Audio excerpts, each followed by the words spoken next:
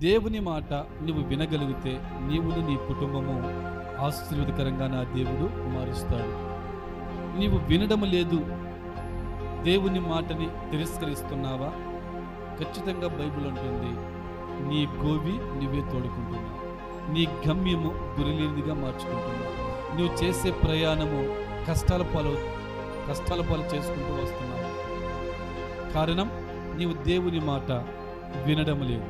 అయితే పరిశుద్ధ గ్రంథములో కూడా దేవుని మాట వినని వ్యక్తి ఒక వ్యక్తిని చూపిస్తాను. ఆ వ్యక్తి పేరు లోతు. ఆది కాండము 19వ అధ్యాయము 14 నుండి నువ్వు చదువుకుంటూ వస్తే అక్కడ లోతు అనే వ్యక్తి కనబడుతున్నాడు. ఈ లోతు నీతిపరుడు, నీతిమంతుడు గనుక ఆ వ్యక్తిని దేవుడు ఏం చేస్తున్నాడంటే కాపాడుతున్నాడు.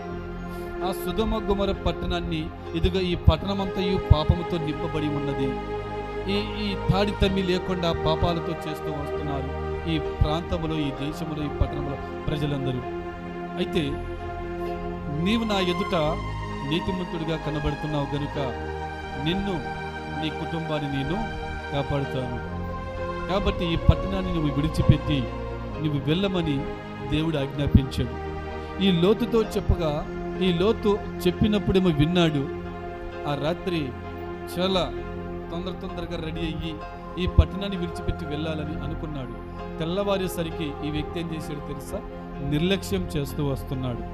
అయితే ఈ వ్యక్తి నిర్లక్ష్యం చేస్తూ వస్తున్నాడని దేవదూతలే డైరెక్ట్గా ఆ లోతు ఉన్న ఇంటిలోకి వచ్చి, ఇదిగో లోతు, నువ్వు త్వరగా రెడీ అవ్వు, నీ భార్యని నీ కుమార్తెను తీసుకుని నువ్వు రెడీ అవ్వమని ఆ వ్యక్తితో చెప్పగా వీరేం చేస్తున్నారో తెలుసా?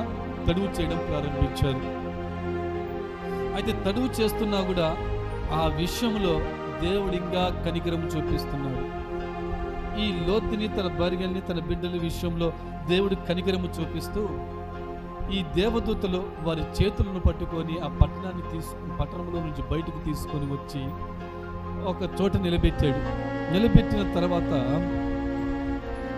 దేవుడు వారికి ఆజ్ఞాపిస్తాడు, ఇదిగో ఈ ప్రాంతంలోకి వెళ్ళండి, కుడివైపున మీరు వెళ్ళండి, నీవును నీ బిడ్డలు బాగుపడతారు, క్షేమంగా ఉంటారు, ఆ ప్రాంతంలో బహుగా దేవుని దీవెనలు మీరు పొందుకొని ఉంటారు, కాబట్టి ఈ ప్రాంతానికి వెళ్ళమని ఆ దూతలు వారితో తెలియపరచగా ఆయన అంటాడు,